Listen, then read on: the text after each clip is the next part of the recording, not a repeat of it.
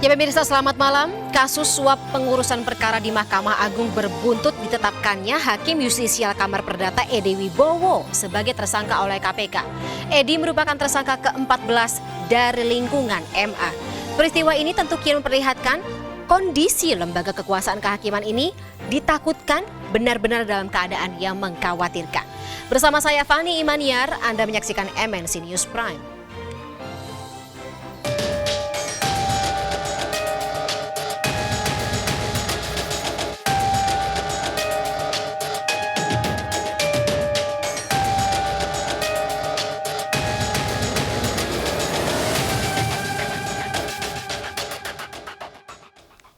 Ya pemirsa, penetapan Edi Wibowo sebagai tersangka merupakan rangkaian dari penyidikan perkara dengan tersangka sebelumnya yaitu Sudrajat Dimyati atau Hakim Agung nonaktif.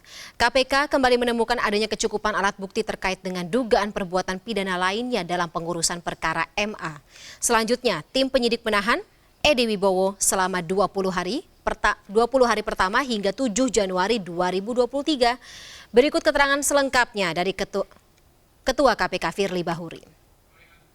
Dan KPK hari ini kembali menemukan adanya bukti yang cukup, dugaan telah terjadi suatu tindak pidana korupsi dalam pengurusan perkara di Mahkamah Agung. Langkah yang dilakukan oleh KPK adalah meningkatkan perkara tersebut ke tahap penyidikan dan menetapkan serta hari ini kita mengumumkan salah satu tersangka atas nama EW.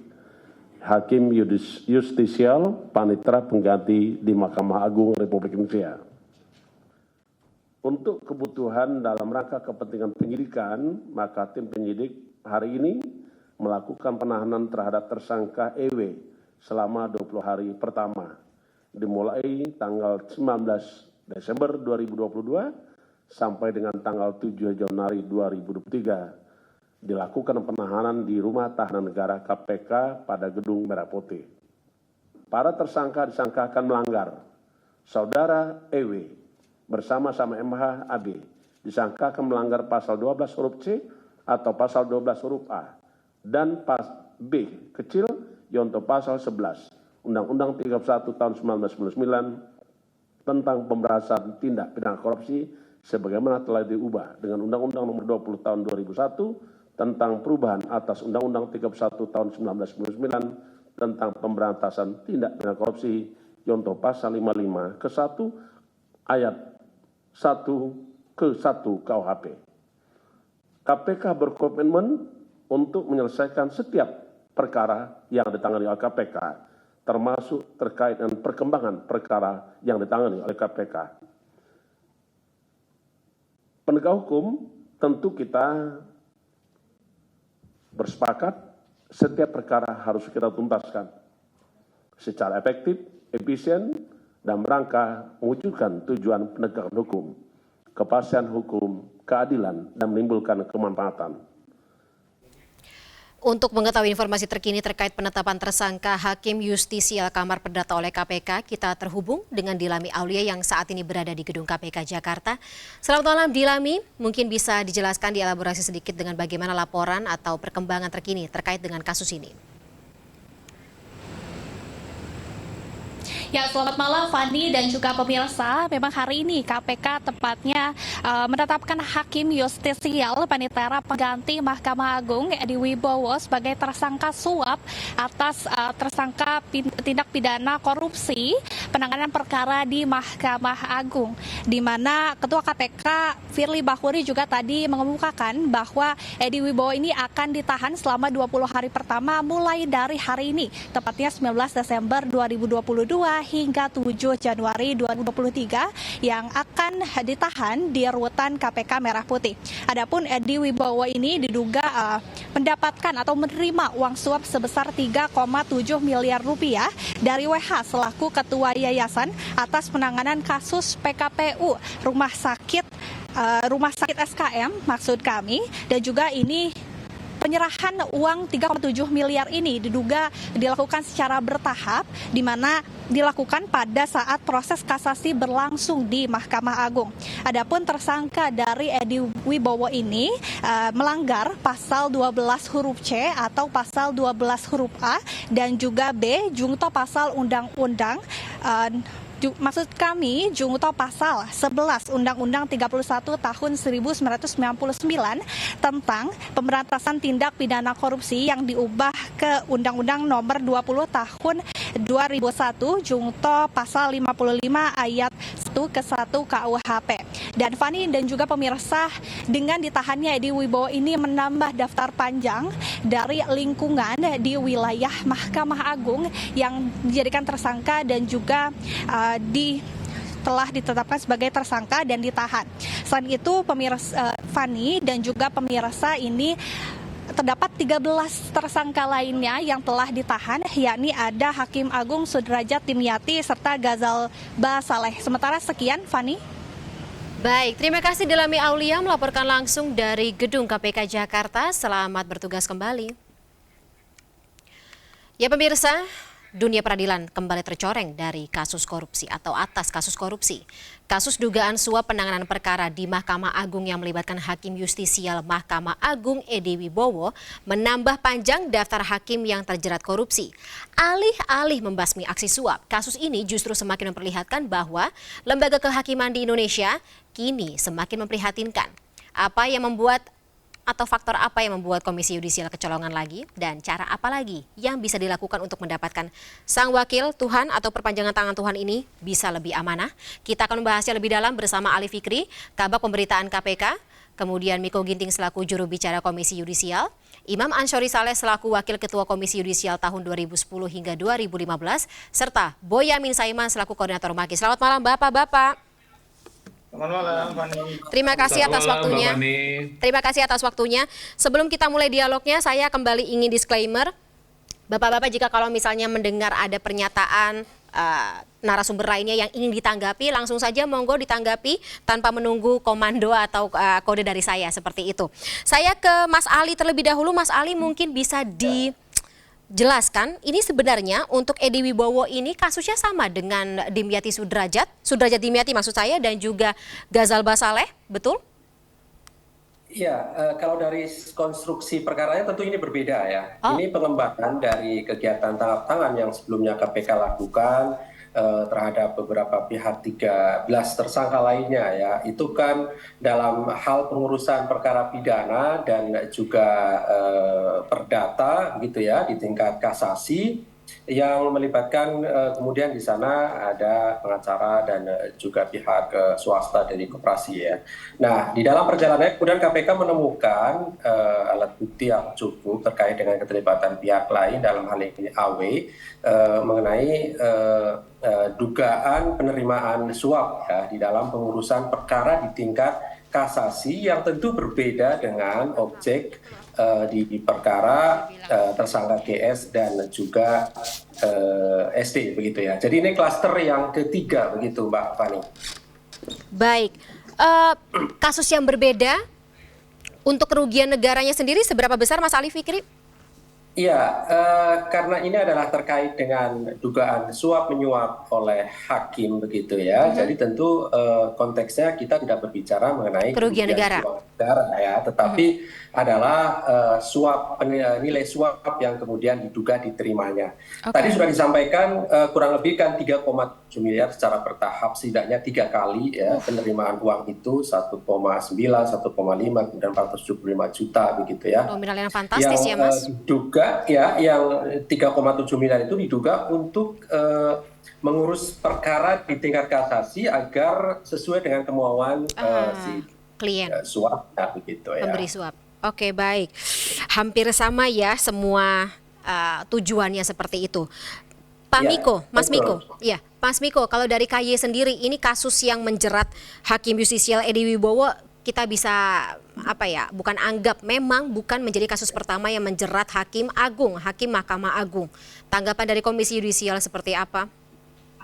Ya, pertama kita tentu menyayangkan tapi juga sekaligus mengapresiasi ya langkah-langkah yang dilakukan oleh menyayangkan maksudnya perbuatan ini bisa terjadi, tetapi sekaligus juga mengapresiasi langkah-langkah yang diambil oleh KPK ya untuk membuat terang tindak pidana ini gitu ya, termasuk bahwa kemudian ada pengembangan-pengembangan yang menjurus kepada dugaan-dugaan tindak pidana korupsi yang lain. Nah, itu yang pertama. Untuk itu Komisi Yudisial mendukung langkah KPK ke depan untuk membongkar kasus ini seterang-terangnya begitu ya, sehingga kepercayaan publik pada lembaga peradilan kita kembali ya. Nah, itu yang pertama. Yang kedua, saya kira yang paling penting adalah ini menunjukkan suatu mekanisme pengawasan yang juga bekerja. Jadi kalau kita bisa melihat ya, bahwa pengawasan itu kan tidak hanya dilakukan oleh Komisi Yudisial kan, tapi juga dilakukan juga oleh KPK, dilakukan juga oleh Mahkamah Agung dan juga Walaupun lembaga-lembaga sudah tertangkap lain, begitu ya Mas sesuai. Miko? Betul, dan ini yang kita juga apresiasi kan, karena semua kewenangan upaya paksa kan dimiliki oleh lembaga penegak hukum, dalam hal ini Komisi Pemberantasan Korupsi gitu ya. Komisi Yudisial kan tidak bisa melakukan, misalnya ya, tidak bisa melakukan penahanan misalnya gitu ya, tidak bisa melakukan penangkapan begitu ya. Tapi Komisi Pemberantasan Korupsi bisa melakukan hal itu. Nah, Mahkamah Agung misalnya bisa melakukan pembinaan terhadap aparatur pengadilan yang berjumlah 22.000 orang itu ya, yang terdiri dari 8.500 hakim dan sekian puluh ribu aparatur pengadilan yang lain gitu. Mas Miko, tapi kalau dari informasi Komisi Yudisial bisa masuk dalam domain etik ke hakim begitu. Jadi ini tiga lembaga ini punya masing-masing fungsi pengawasan gitu.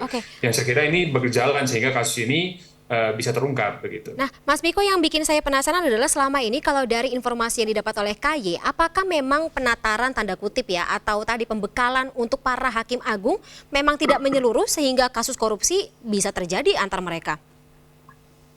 Ya, kalau yang dimasukkan dengan pendidikan atau pencegahan gitu ya, ini berjalan selama ini, tapi memang perlu kita akui juga bahwa selama ini kan juga ada ketegangan ya antara Mahkamah Agung dengan Komisi Yudisial. Nanti Pak Imam bisa menceritakan gitu, bagaimana soal ketegangan antara Mahkamah Agung dengan Komisi Yudisial. Nah, ini ke depan kita sudah membentuk tim penghubung di Mahkamah Agung dengan Komisi Yudisial untuk membicarakan mekanisme pengawasan dan kerjasama pengawasan yang lebih efektif begitu ya.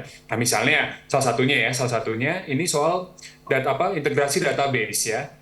Data pengawasan hakim misalnya. Ini kan juga kita bicarakan dengan Komisi Pemberantasan Korupsi ya Mas Ali ya, untuk bagaimana kemudian kita bisa mengidentifikasi personel-personel tertentu ya berdasarkan database tersebut. Itu yang pertama. Yang kedua misalnya Mahkamah Agung juga sudah membuka diri untuk kemudian meminta masukan dari Komisi Yudisial terkait dengan penempatan hakim justisial atau asisten hakim agung atau panitera pengganti seperti yang saat ini ditetapkan KPK sebagai tersangka gitu. Jadi kemarin kita sudah menerima permintaan dari Mahkamah Agung untuk memberikan masukan terhadap calon-calon hakim justisial di Mahkamah Agung ya berdasarkan data rekam jejak yang dimiliki oleh Komisi Yudisial. Nah, ini kan momentum ini memang harus kita pandang sebagai blessing in disguise ya. Jadi ada juga harapan dari pengungkapan kasus yang dilakukan oleh KPK ini, yaitu satu, kita mengakui bahwa selama ini mekanisme pengawasan tidak berjalan dengan optimal ya, atau tidak seperti yang kita ceritakan gitu ya. Nah, sehingga dengan demikian kita harus ke depan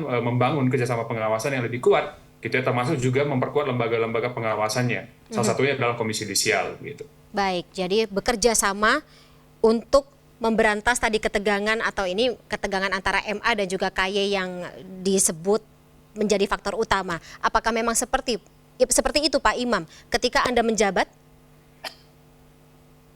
Ya, saya kira apa yang saya sampaikan Mas Ginting tadi ada benarnya, dan saya juga sama. Pertama mengapresiasi pada KPK ya, yang sudah cukup berani untuk masuk ke dunia peradilan, pengadilan terutama.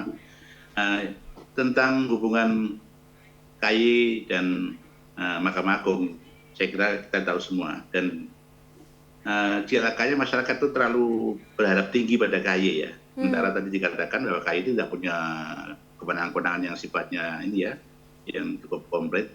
Apalagi jangankan kewenangan seperti itu. Kode etik aja ada dipreteli oleh Mahkamah Agung.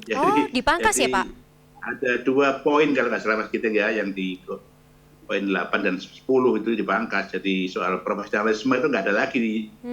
Jadi pengawasan KY itu adalah penting sekali. Jadi itu contoh bahwa berharap pada KY untuk seperti yang diharapkan masyarakat agar semuanya KY harus tahu, harus ini, saya kira salah. Jadi Pak Imam, KY ya. mohon maaf saya potong, Ya. apakah dipangkasnya kewenangan KY tersebut jadi salah satu faktor utama, ya ini, hakim-hakim Mahkamah Agung yang menjadi objek pengawasan tersebut berani korupsi dan juga suap?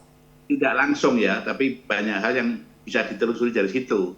Misalnya hakim harus teliti dalam membuat putusan sebagainya, itu sekarang nggak bisa lagi ditelusuri dari profesionalisme, karena dulu bisa.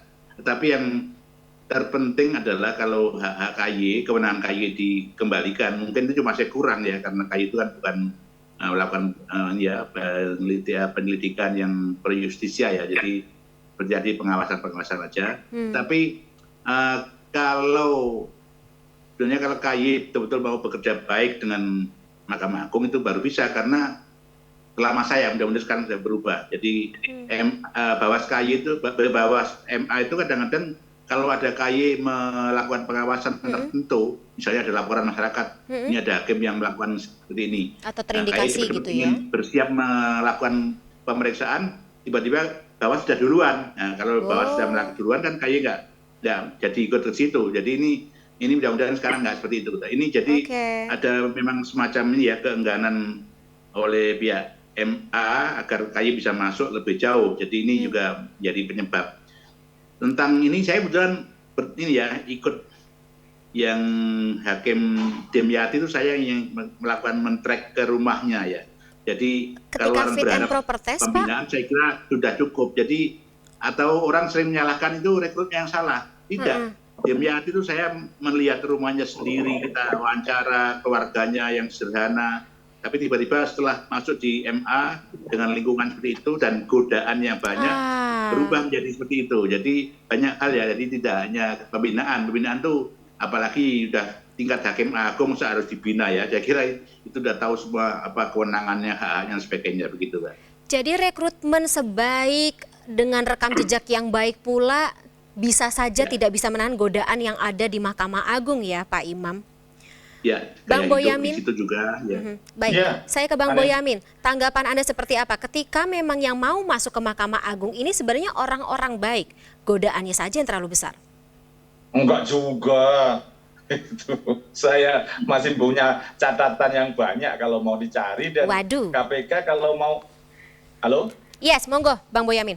Ya, enggak juga begitu saya kira, karena banyak yang justru punya masalah di masa lalu itu bisa lolos juga. Jadi ya ada beberapa misalnya punya tanda kutip teman yang jadi lawyer, yang punya hubungan khusus dengan hakim itu waktu itu belum hakim agung gitu. Tapi bisa lolos jadi hakim agung. Padahal beberapa orang mengetahui itu dan diduga juga dia dalam menangani perkara yang tanda kutip tadi seakan-akan pakai lawyer itu. Jika pakai lawyer itu maka akan banyak yang mulus. Jadi saya punya catatan itu juga. Terus kemudian ada seseorang yang telah mengikuti lomba golf di Bandung, terus kemudian dia foto dan kemudian dia melakukan beberapa hal. Ini mantan koruptor, bahkan saya kaget juga itu, dan pernah berfoto juga di rumah dinas itu di pejabat Mahkamah Agung, dan dia kemana-mana selalu mengatakan dia dekat dengan pejabat Mahkamah Agung untuk menangani perkara-perkara, dan diduga juga mendirikan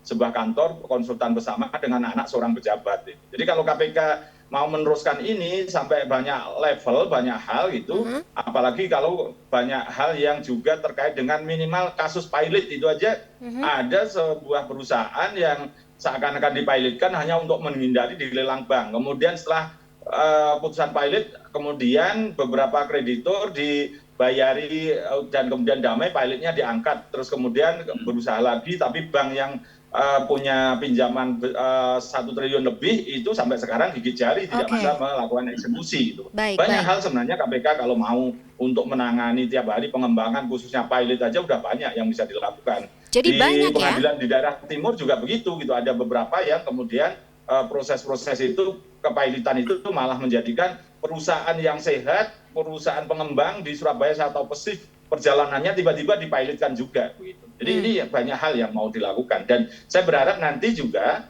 kalau memang ini dikembangkan juga di Wibowo ini bisa nggak ke Hakim Agungnya kalau yang memutus kasasi, jangan-jangan sudah ada kasih kode-kode, mudah-mudahan mereka bisa mendalami.